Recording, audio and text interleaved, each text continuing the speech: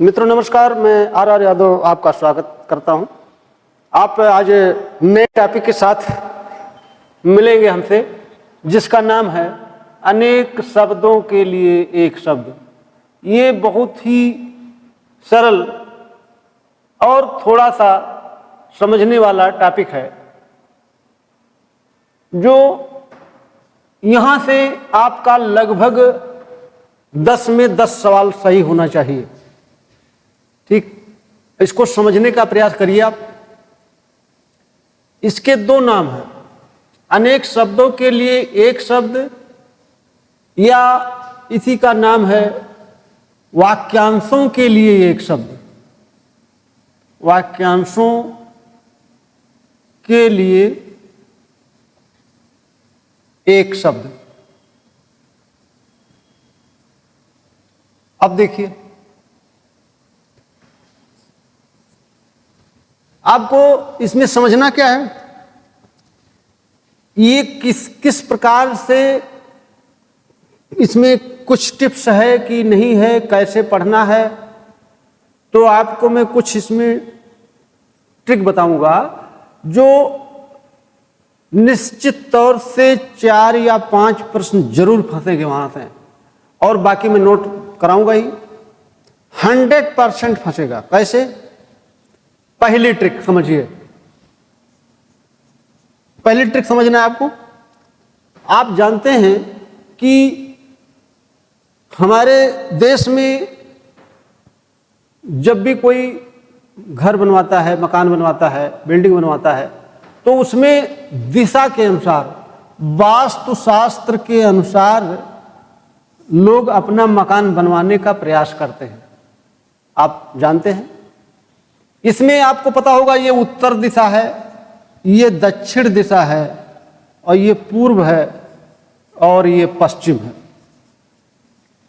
तो ये जो दिशा है, यहां से सवाल पूछा जाता है। क्योंकि ये दिशा इस प्रकार की है कि ये पूर्वोत्तर दिशा बोलते हैं इसको, पूर्वोत्तर। और इस दिशा को हम बोलते हैं पश्चिमोत्तर। पश्चिमोत्तर। इसके बाद में इस दिशा को हम बोलते हैं दक्षिण पश्चिम, और इस दिशा को कहते हैं दक्षिण पूर्व। ये तो बात हो गई दिशा की। हमने क्या बताया कि लोग जो मकान बनवाते हैं, वो वास्तुशास्त्र के अनुसार इसलिए सही बनवाया जाता है क्योंकि ऐसा माना जाता है कि ग्रह नक्षत्रों का बहुत बड़ा दोष होता है। तो ये एथिक्स है, ये ऐसा पौराणिक कथाओं में है। ये सही है कि गलत है, इस पर हमें कोई डिस्कस नहीं करना है, हमको उसी के अनुसार पढ़ लेना है। जैसे ये आपको पता होगा कि भारत में जो सबसे अधिक हवाएं चलती हैं, वो इधर से आती हैं हवाएं, यानी कि इसीलिए इसको हम बोलते हैं वायव्य कोण। वायव्य कोण क्यों वायव्य बोलता है? वायु से बना हुआ कोण है ये, यानी कि भारत में जो सबसे अधिक हवाएं चलती हैं। तो आपको पता है कि हवाएं कैसे चलती हैं, कि जैसे मान लीजिए कि ये हमने बना दिया भारत का नक्शा, मान लीजिए बना दिया, तो ये हवाएं ऐसे आती हैं सबसे ज्यादा, इसीलिए ये कोण यही तो है वायव्य कोण।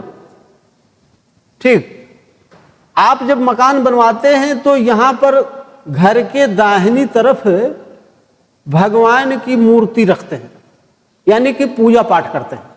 तो इसीलिए इस दिशा को हम बोलते हैं ईशान कोण। ईशान कोण मतलब ईश से भगवान होता है, और इसी से बना हुआ है ईशान कोण। दूसरा पॉइंट आपको समझना है कि जो दक्षिण और पूर्व का कोण है, यानी कि मंदिर के दक्षिण साइड में लोग किचन रखते हैं। किचन इन द सेंस कि आग से संबंधित है, इसीलिए इसको आग्नेय बोलते हैं। ठीक, और ये जो कोण होता है दक्षिण पश्चिम का, ये चूंकि यहां पर लोग लेटरिन बाथरूम बनवाते हैं तो इसको नैऋत्य बोला जाता है। समझ गए आप? तो यहां से कई बार सवाल पूछा गया है कि पूर्वोत्तर के कोण को कहते हैं, तो विकल्प में मिलेगा ऐसे ईशान मिलेगा, वायव्य मिलेगा, नैऋत्य, आग्नेय। ये भी सवाल पूछा गया है पश्चिम उत्तर के कोण को कहते हैं, तो आप क्या बताते हैं? वायव्य। फिर अगला सवाल पूछेगा कि पश्चिम दक्षिण के कोण को कहते हैं, तो आप बता देंगे नैऋत्य। ऐसे ये 4 सवाल ये घुमा फिरा करके पूछता रहता है, तो आपको इसी प्रकार से समझना भी होगा। समझ गए आप? तो जैसे सवाल पूछा जाए वैसे आपको उत्तर देना है। ठीक, तो ये तो बात हो गई, एक ट्रिक मैंने बता दिया कि इसमें समझ लीजिए, जिससे दोबारा यहां से सवाल अगर आ गया तो उत्तर देने में कोई समस्या ना हो। ठीक, इसमें कोई डाउट तो है नहीं। अगला ट्रिक मैं बताऊं, ये तो एक ट्रिक है। दूसरी ट्रिक ये है कि आपको पता होगा कि जैसे मान लीजिए कि ये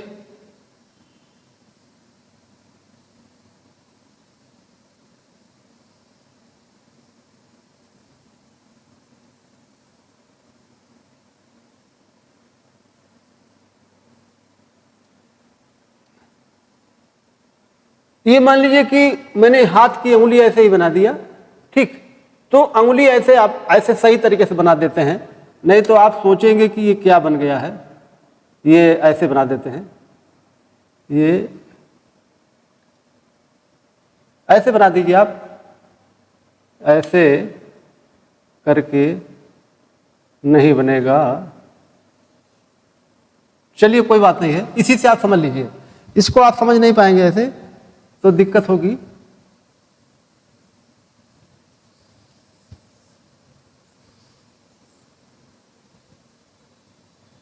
देखिए, जैसे मान लीजिए कि आप का ये अंगूठा है।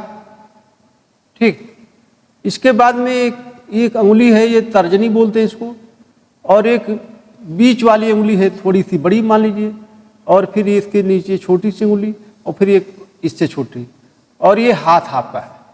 ये मैंने बना दिया, इसको बोलते हैं अंगुष्ठ। अंगुष्ठ के बगल में इस उंगली को बोलते हैं तर्जनी, इसको बोलते हैं मध्यमा। इसके बाद में इसके बगल में जो उंगली है इसको बोलते हैं अनामिका, और इसको बोलते हैं कनिष्ठा। तो यहां से भी सवाल पूछा गया है। कैसे सवाल पूछा गया है?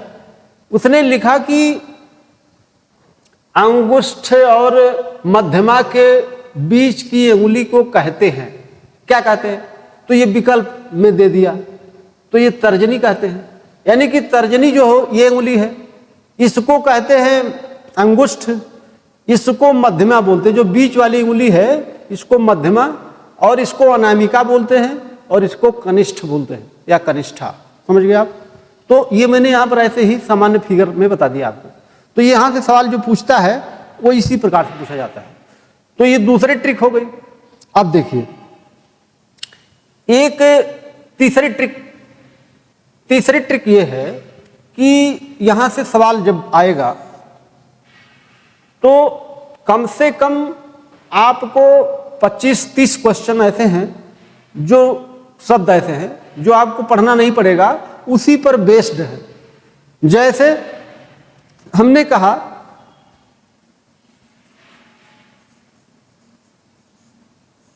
जानने की इच्छा, एक शब्द ये है, आप ध्यान दीजिएगा। और दूसरा है जानने की इच्छा रखने वाला।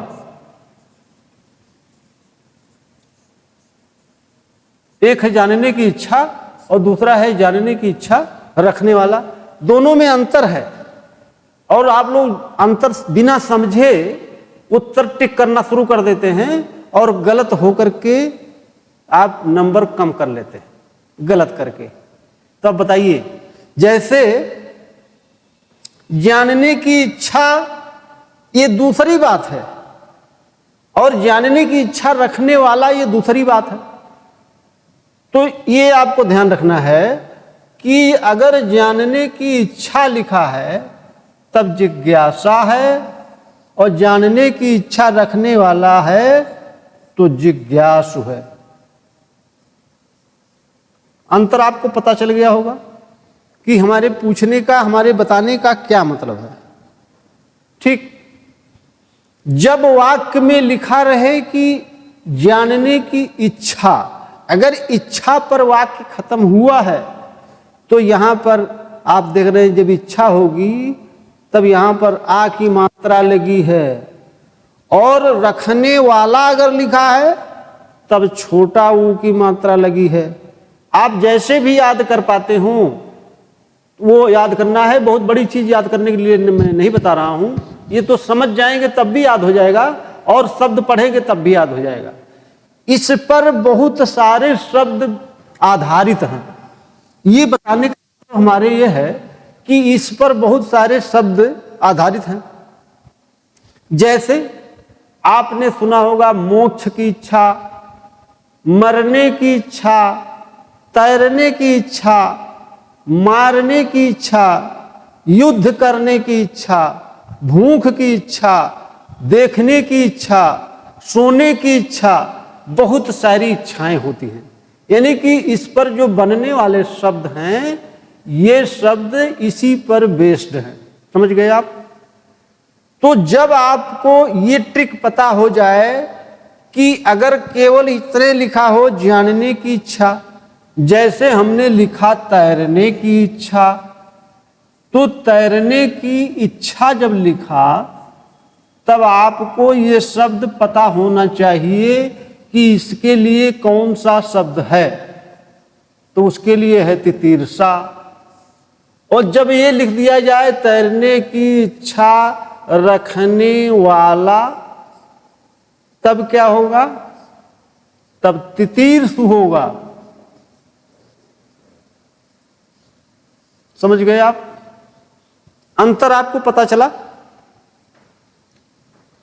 अंतर पता चला कि जब इच्छा लिखा हो और वहीं पर बात खत्म कर रहा हो तब आ की मात्रा लगेगी, यानी कि ये आ की मात्रा लगी है।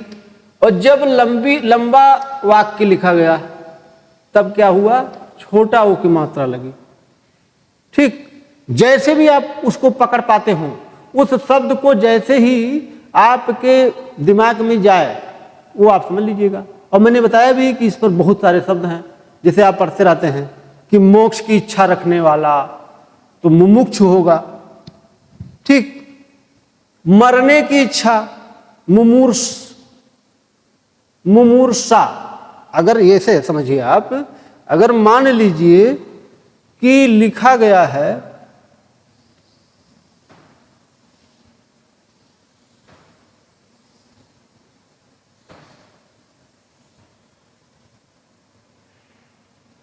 मान लीजिए लिखा है कि मरने की इच्छा,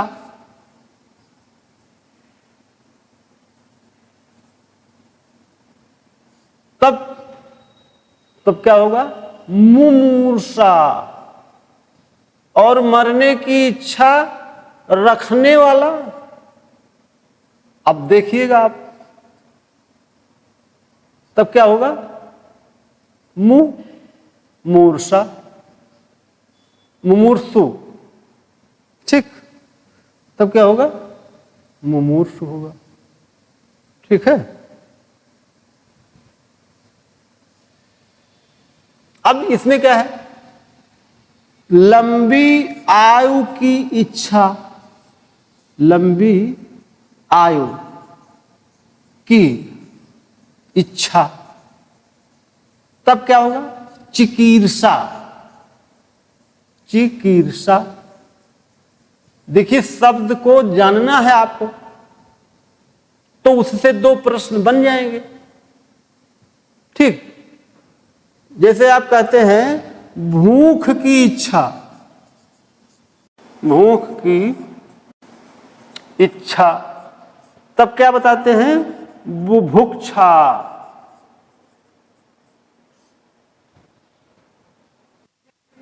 जान से मारने की, किसी को जान से मारने की इच्छा। आप समझिए, पहले आप जब समझ जाएंगे तब इसको करने में कोई समस्या नहीं होगी। जिघांसा, इसके लिए शब्द आया है। मोक्ष के लिए कौन शब्द आया है आप जानते हैं। तो मैं सारे शब्द को नहीं लिखूंगा, क्यों? क्योंकि आप भी कुछ पढ़ेंगे, आपकी भी कुछ जिम्मेदारी बनती है। कुछ में ट्रिक का मतलब होता है कि ऐसी विषय वस्तु कि जो एक चीज बताने से 10 चीज आपको पता चल जाए, ये होती है ट्रिक। तो ऐसा तो है नहीं कि मैं पूरे शब्दों को लिखवा सकूं, ऐसी पॉसिबिलिटी नहीं है। क्यों? क्योंकि नहीं हो सकता है और पूरा पढ़ना भी नहीं होता है। आपको एक बार हमने कहा है कि नोट को बना लेना है और उसको 10-15 मिनट रिवीजन कर लेना है। ज्यादा पढ़ने के लिए मैंने बताया ही नहीं है। हमने कहा है थोड़ा थोड़ा करके पढ़ाई की जाती है और एक थोड़ा थोड़ा करके आपके पास बहुत बड़ा संग्रह हो जाता है और आप किसी एग्जाम को क्वालिफाई कर सकते हैं, चाहे वो छोटा एग्जाम हो चाहे बड़ा एग्जाम हो, आप जानते ही। तो इसमें आपको बताने की बहुत जरूरत नहीं है।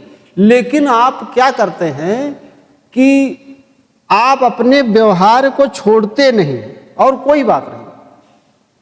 अगर व्यवहार को छोड़ दीजिए, सामान्य व्यवहार जो आप करते रहते हैं कि ये चीज ऐसे होता है, ऐसे नहीं होता है, समझने की बात होती है। जैसे हमने बता दिया कुछ शब्द, तो आपको अब वो शब्द रटना नहीं है। ये मैंने जो 2-3 तीसरे ट्रिक है, ये मेरी ये जो मैंने बताया, ये एक प्रकार की ऐसी ट्रिक है जिस पर बहुत सारे शब्द बेस्ड है। समझ पाए आप? तो उसको आप एक बार देख लेंगे तो पता हो जाएगा आपको। इसीलिए तो मैंने कहा शब्दों का अर्थ भी आपको जानना चाहिए, और उस पर सवाल आ गया तो आप आराम से कर लेंगे। क्यों? कोई समस्या है आपको? जैसे अगली ट्रिक देखिए, ये तो मैंने आपको बता दिया है, इसमें कोई डाउट नहीं होगा, हमें पता है। आप इसको बहुत आराम से कर सकते हैं।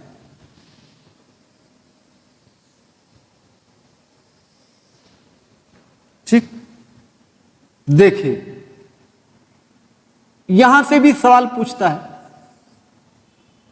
ट्रिक समझना है आपको। जितनी ट्रिक मैं बताऊंगा उतना प्रश्न आपका फंस जाएगा। ऐसे ही एक वीडियो आपने देखा नहीं कि आपका 4-5 सवाल फंस गया।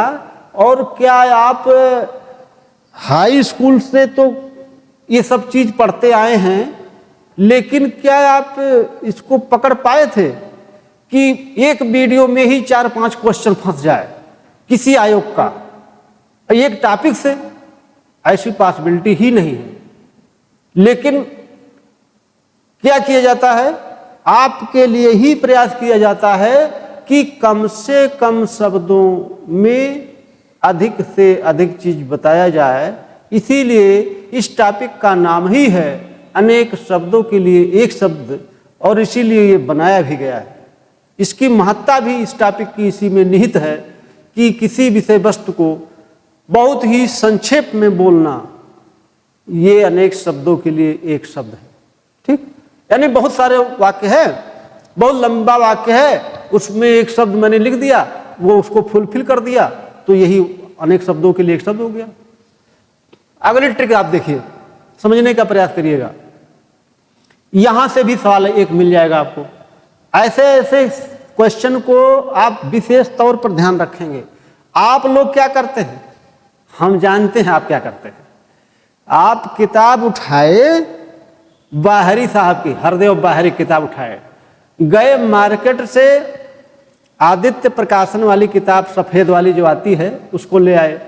अब उसमें क्या लिखा है कि कई एग्जाम जो अभी तक हुए हैं, चाहे वो पीसीएस हो, चाहे समीक्षा अधिकारी हो, चाहे वो बिहार पीसीएस हो, चाहे उत्तराखंड पीसीएस हो, सबका उसमें शब्द दिया गया है। यानी कि क्वेश्चन जो आया हुआ है, अब उसमें से क्या किया उसने, 20% शब्द गलत लिख दिया।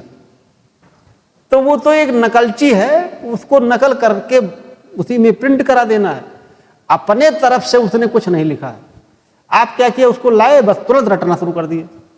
तो रटना शुरू कर दिए, उसमें आपको जो शब्द नहीं मिला और आपके पेपर में संजोग से है, तो आप क्या किए, आपकी बुद्धि वहीं से उल्टी हो गई, तो आप उसको गलत करके चले आए। आपने सोचा ही नहीं कि वास्तव में हमको किस दिशा में कैसे पढ़ना है।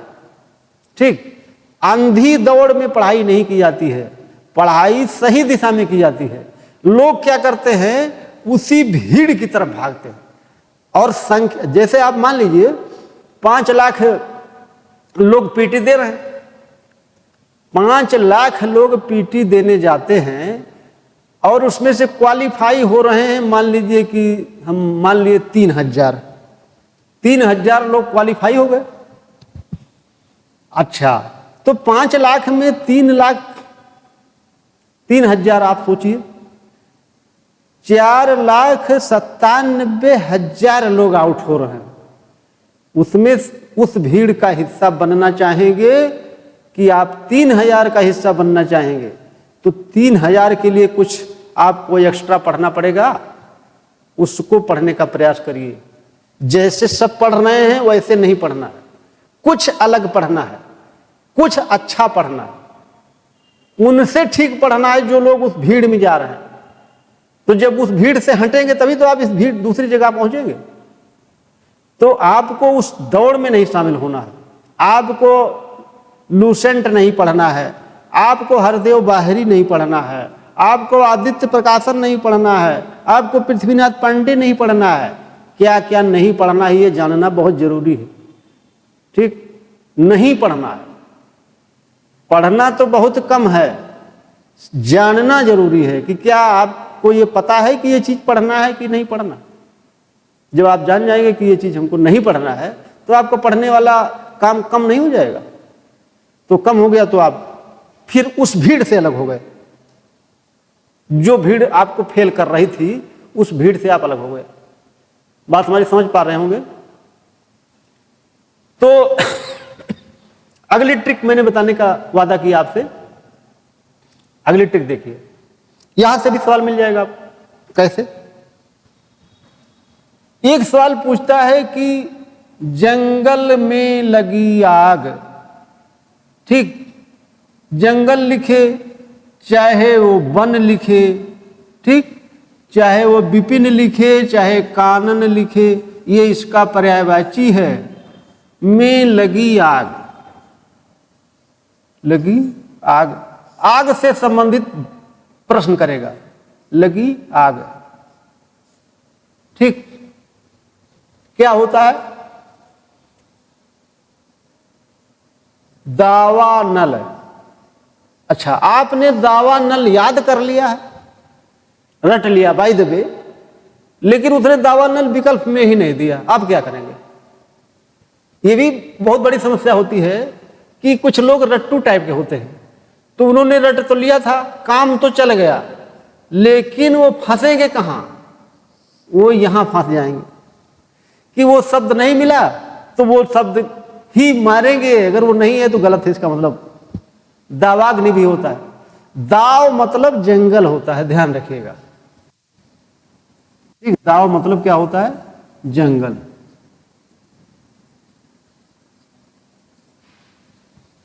अगला सवाल पूछेगा,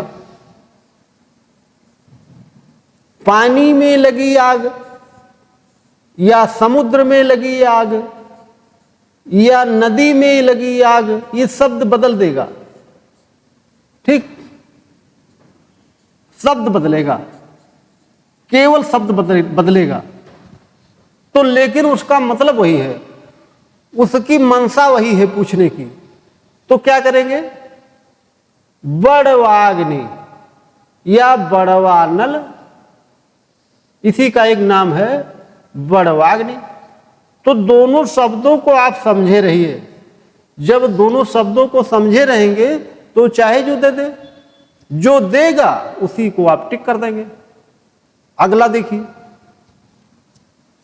दुनिया में सबसे बड़ी जो आग होती है वो पेट में लगी आग होती है। पेट में लगी आग। अब पेट में लगी आग क्या है? देखिए, जो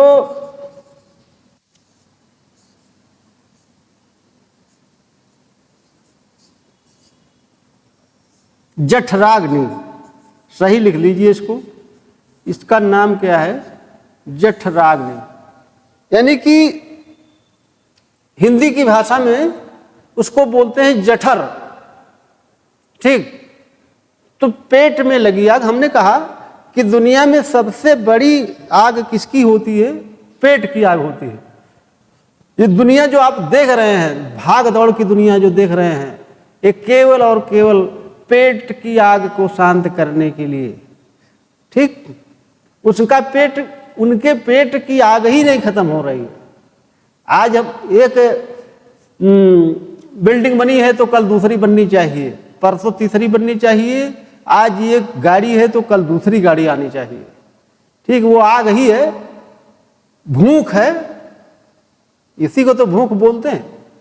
तो वो आप पेट की बोल दीजिए चाहे जठर की बोल दीजिए, ठीक, वो आग ही है। तो ये तो आप समझते हैं। यहां से सवाल पूछता है, धीरे धीरे, अगला सवाल है, धीरे धीरे बढ़ने वाली आग। ये तो सरल था।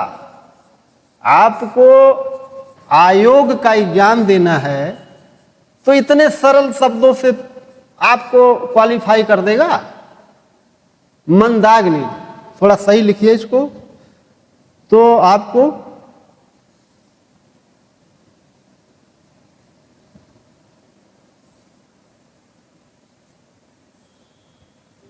आप ये सब रटे थे तो उसने क्या किया कि थोड़ा सा जो है अलग सवाल बना दिया। तो आप सोचेंगे ये कहां बना दिया? तो ये धीरे धीरे बढ़ने वाली आग को मंदाग्नि कहते हैं। समझ गए आप? अगला पॉइंट समझिए। ये मैं आपको कभी रटाने का प्रयास नहीं करता, ये मेरी आदत है और आपको मैंने बताया भी है कि रट करके लोक सेवा आयोग का कोई एग्जाम आप नहीं निकाल सकते। ये एक टॉपिक ही नहीं रट पाएंगे, चाहे वो विलोम ही दे दें हम आपको, अनेक शब्दों के लिए एक शब्द हो, चाहे पर्यायवाची कह दे, तो आप उससे पार नहीं पाएंगे और सवाल गलत करके चले आएंगे। तो हमेशा बहुत बुद्धिमानी से पढ़ा जाता है और ट्रिक के साथ पढ़ा जाता है। ध्यान दिया जाता है कि हमको कम से कम पढ़ना पड़े, ज़्यादा से ज़्यादा मैटर गेन कर जाए हम। तो ज़्यादा से ज़्यादा मैटर तभी मिल पाएगा जब आप सिस्टम में रहेंगे, सही दिशा में पढ़ेंगे। बात समझ गए? ये सब बात मैं इसलिए बोलता रहता हूँ कि आप अब से सुधर जाइए। हो सकता है कि अब से सुधार हो जाए, तो सुधार हो जाएगा तो आपका कल्याण होगा, उसी में थोड़ा बहुत कल्याण हमारा होगा, बहुत थोड़ा सा, दाल में नमक के बराबर। ठीक, तो आप ये मत समझिए कि केवल आपका ही स्वार्थ है, हमारा भी स्वार्थ कुछ जुड़ा होता है। कि सुर नर मुनि सब कहे यह रीति, स्वार्थ लाए करे सब प्रीति। दुनिया संसार इसी पर टिका हुआ है, कोई ऋषि मुनि देवता नहीं कि जो इसके अंदर स्वार्थ न हो, लेकिन किसी का कम है तो किसी का ज्यादा है। अगला ट्रिक समझिए, अगला ट्रिक समझिए।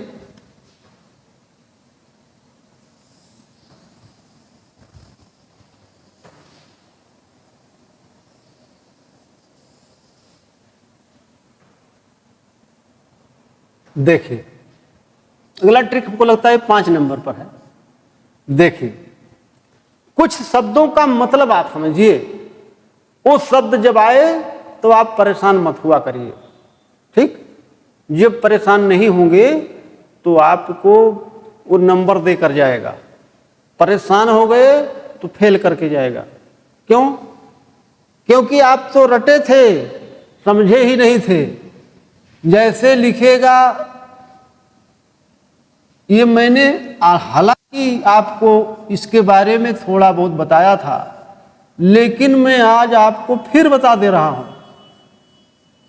ये शब्द बराबर पूछा जाता है और यहां से आपको ये सवाल मिलेगा ही।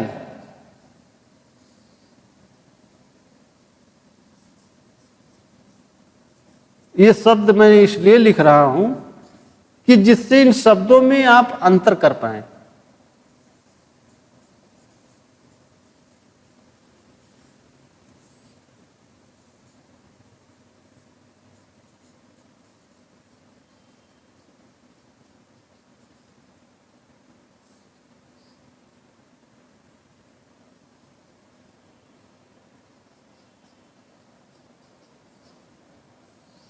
ये शब्द मैंने लिख दिया।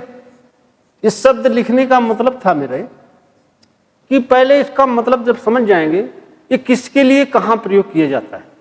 तो मैंने आपसे बताया था कि आमिष होता है मांस, मांस को हम आमिष कहते हैं, ठीक।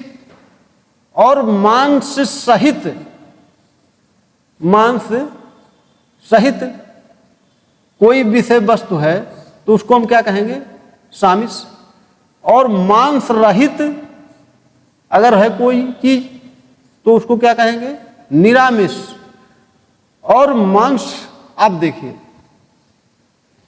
सवाल कैसे पूछेगा, लिखेगा मांस आदि का आहार करने वाला, मांस आदि का आहार करने वाला। अब देखिए थोड़ा सा समझने का प्रयास करिए। कैसे समझना है आपको, जो शब्द होता है उसी में वो वाक्य छिपा होता है, या ऐसे कह सकते हैं कि इसी वाक्य में वो शब्द छिपा होता है। दोनों बात है, आप चाहे शब्द से इसको ओपन कर सकते हैं या इससे इसको लिख सकते हैं। आप देखिए अगर इस शब्द का मैं संधि विच्छेद करूं तो क्या होगा, मांस, मान लीजिए कि मैंने संधि विच्छेद कर दिया, क्या लिखा, मांस प्लस आहार, या आहार ही लिख दीजिए, कोई बात नहीं। दो शब्दों के मेल से बना है मांसाहारी। अब समझिएगा तो इस वाक्य में वो दोनों शब्द जरूर रहेगा, है। तो उस वाक्य से उस शब्द को बनाया जाता है या उस शब्द से उस वाक्य को बनाया जाता है, ये कहीं अलग नहीं होता है। कुछ शब्द ऐसे बनाए गए हैं या शब्दकोश में हैं जो उससे बिल्कुल अंतर पर डिफरेंट है। तो मैं तो उतना मैटर बोर्ड पर लिख ही देता हूं कि आपको एक्स्ट्रा कुछ पढ़ने की जरूरत ना पड़े। लेकिन हमने तो यहां तक की व्यवस्था किया है कि आप इस वीडियो को देखेंगे, इसका नोट बना सकते हैं, इसके बाद में आप को नोट मुहैया भी हो जाएगा, ठीक। और ये सब सारी व्यवस्था इसलिए किया गया है क्योंकि आपको 55, 56, 57 नंबर लाना है। कैसे आएगा, जो बातें बताई जा रही हैं इसका पालन करने से आएगा, ठीक। तो ये पकड़ में आ गया आपको। शाक क्या लिखा जा रहा है, ध्यान रखिएगा, शाक का आहार करने वाला। अब देखिए क्या लिख दिया गया, शाकाहारी। अब इसके जगह मैंने क्या लिख दिया, वनस्पति का आहार, वनस्पति का आहार करने वाला। तो क्या हो गया, वनस्पत्याहारी। तो आपको शब्द समझ में आ रहा होगा कि वो शब्द संधि विच्छेद करेंगे तो दोनों शब्द उस वाक्य में मिल जाएगा। दूध का आहार करने वाला तो दुग्धाहारी हो गया। देखिए यहां पर समझिएगा, मांस आदि का सेवन मांस का सेवन नहीं करने वाला या ना करने वाला।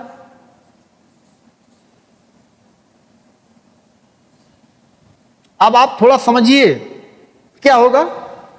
निरामिष, तो आप क्या करते हैं कि मांस का सेवन न करने वाला, तो आप लिख देते हैं शाकाहारी, लेकिन ऐसा नहीं है। आपने एक चीज ध्यान दिया होगा कि दो शब्द होते हैं, एक होता है खाना और एक होता है भोजन। आप थोड़ा सा इन शब्दों पर ध्यान दीजिए, थोड़ा सा ऐसे शब्द पर ध्यान दीजिए कि जो अलग करता हो। दोनों एक ही चीज है। आपके नजर में, हमारी नजर में, दुनिया की नजर में एक चीज लग रहा है, खाना और भोजन का एक ही मतलब लग रहा है उनका, लेकिन दोनों में अंतर भी है और ज्यादा अंतर है, समानता भी है। जरूरत पड़ने पर समान हो जाएगा और गैर जरूरत पड़ने पर असमान हो जाएगा। ठीक, सोच लीजिए, थोड़ा सा दिमाग चला लीजिए कि खाना और भोजन में क्या अंतर है। 1 मिनट आप सोच लीजिए, अपने आप को चेक किया जाता है। ईमानदारी से पढ़ाई की जाती है, ध्यान रखिएगा। आप कम पढ़िए, बहुत ईमानदारी से पढ़िए, वो बहुत दिनों तक चलेगा। आपको नहीं आता है, आप सहर्ष स्वीकार करिए कि हमको नहीं आता है। आप कतई मत ओवर एक्टिंग करिए कि हमको आता है। जिस दिन आप समझ जाएंगे कि हमको आता है, उस दिन से आना बंद हो जाएगा। कब आएगा? जब आप ये सरेंडर कर देंगे कि हमको नहीं आता है, तभी आना शुरू होगा। ठीक, और ऐसा क्यों है? ऐसा इसलिए है कि विद्या ददाति विनयम विनयात याति पात्रताम। विद्या का काम क्या है? विद्या का काम है विनय देना। अब आपके पास विनय नहीं है तो आपकी विद्या निरर्थक है, यानी कि फिर वो पात्रता ही नहीं आएगी। अगर विनय नहीं आई विद्या से तो पात्रता ही नहीं आएगी नहीं पात्रता, तो फिर आपके इस विद्या का क्या औचित्य? तो आपको ध्यान देना है कि वास्तव में जो चीज बताई जा रही है उसमें क्या चीज है। तो हम आपसे कहना चाह रहे थे, इसका मतलब बताइए। तो आपने सोच लिया होगा, तो मैं बता देता हूं, अपने आप को चेक कर लीजिएगा कि हमने जो सोचा था वो सही है कि गलत दिशा में जा रहे थे। खाना जो होता है ये मांसाहारी होता है। आप ध्यान रखिएगा, खाना क्या होता है? मांसाहारी होता है। भोजन क्या होता है? शाकाहारी होता है। ठीक, खाना जो होता है ये मुस्लिम वर्ग में होता है, यानी कि ये उर्दू शब्द है। ये शब्द क्या है? उर्दू है। और भोजन क्या है? ये हिंदू के लिए प्रयोग किया गया है और ये हिंदी शब्द है। अब आप समझ गए होंगे, दोनों में अंतर आपको समझ में आया। तो शब्दों का मतलब पकड़िए और आप अपने आप को चेक भी कर लिए होंगे। मैंने आपको टाइम दिया था, तो जो ईमानदारी से चेक किया होगा उसको पता चल गया होगा कि हमको आता था कि नहीं आता था, जबकि बहुत ही सरल शब्द था कि नहीं था? बहुत सरल शब्द है। हमने ये बताने का प्रयास इसलिए इस प्रकार से किया क्योंकि आप लोग इतना कन्फ्यूजन में रहते हैं कि शब्द का मतलब नहीं समझते हैं और उत्तर गलत दे करके चले जाते हैं। अरे भाई, इतना सरल शब्द था तो आपने क्यों गलती कर दिया? कठिन होता तो मैं मान लेता कि चलिए ठीक है, ये बड़ा कठिन था तो गलत हो गया, तो गलत हो गया तो कोई बात नहीं। ठीक, लेकिन सरल गलत करेंगे तो आप भी पछताएंगे, और सरल तो सभी लोग सही कर रहे हैं, आपका गलत हो गया तब बताइए कितना पीछे जाएंगे। ठीक, इसलिए सरल वाक्यों को या सरल शब्दों को गलत नहीं किया जाता है। ठीक, आपको समझ में आ गया होगा। ये मिटा दें?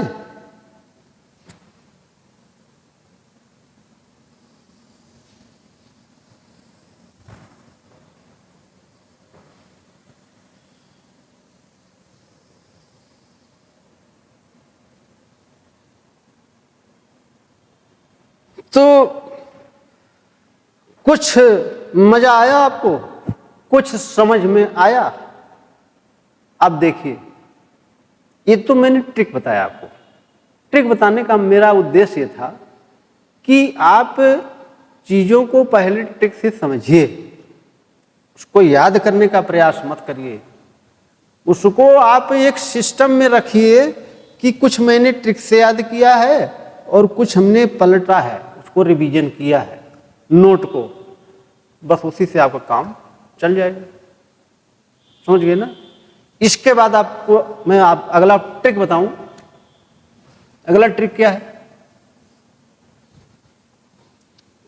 कि आपको स्त्री से संबंधित जितने प्रश्न आते हैं, ये तो मैंने जो पहले ट्रिक 5 ट्रिक बताया, ठीक है। अगली ट्रिक क्या है कि स्त्री से संबंधित, स्त्री से संबंधित कौन शब्द आते हैं?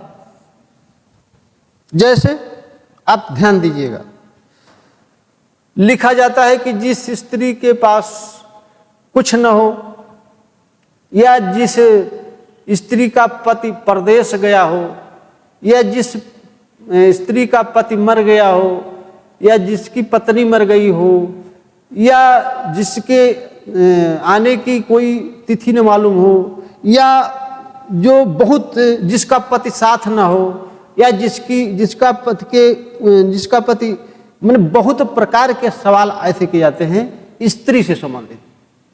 समझ गए आप? तो यहां से एक सवाल मिलता है।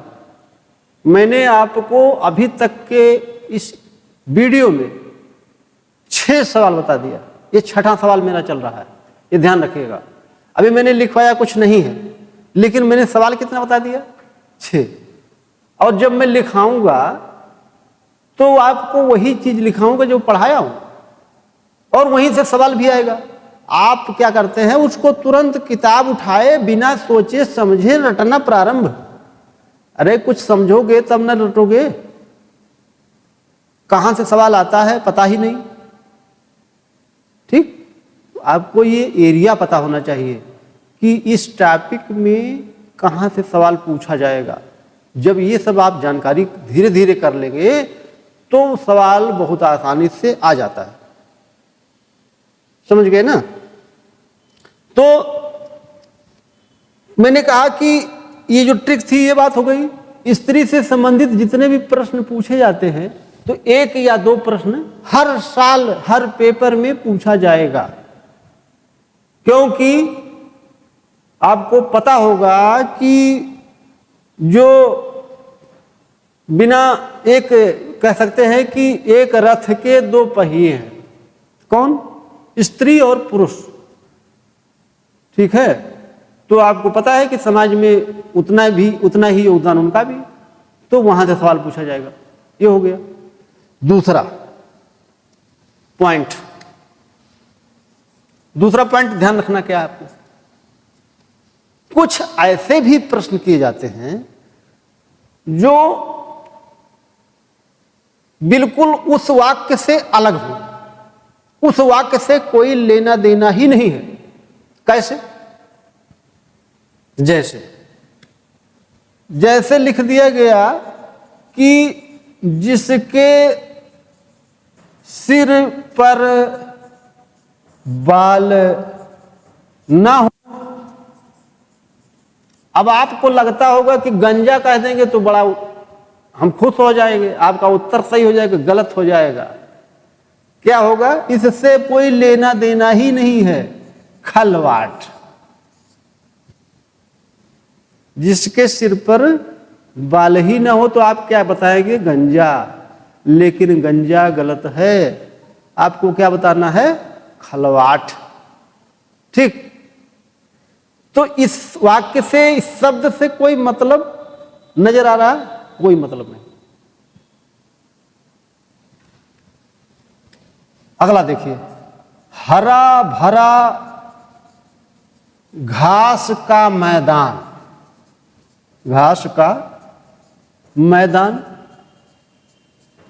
शब्द आप सुने हैं कि नहीं सुने हैं ये मैं नहीं जानता, आप शब्द का नाम सुने हैं कि नहीं सुने, हमें कुछ नहीं पता है। साधल होता है। इस वाक्य से इससे कोई ताल्लुकात नजर नहीं आ रहा, तो ऐसे शब्दों पर ध्यान रखा जाता है। समझ गए ना? हमने क्या बताया कि कुछ ट्रिक पर आधारित होता है, कुछ सिस्टम पर आधारित होता है, लास्ट में कुछ रटना पड़ता है जो ना के बराबर होता है। तो जब आप पूरी तरह से समझ पाएंगे बातों को, तब ये सिस्टम में जब रहेंगे तो आपको कम से कम पढ़ करके ज्यादा से ज्यादा नौकरी मिल जाती है, बड़ी से बड़ी नौकरी मिल जाती है।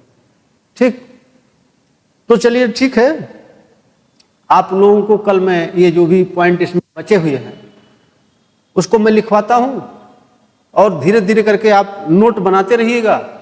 और आपको कहीं कोई समस्या लगती है तो आप कांटेक्ट कर सकते हैं, पूछ सकते हैं। तो चलिए, बहुत बहुत धन्यवाद आपको।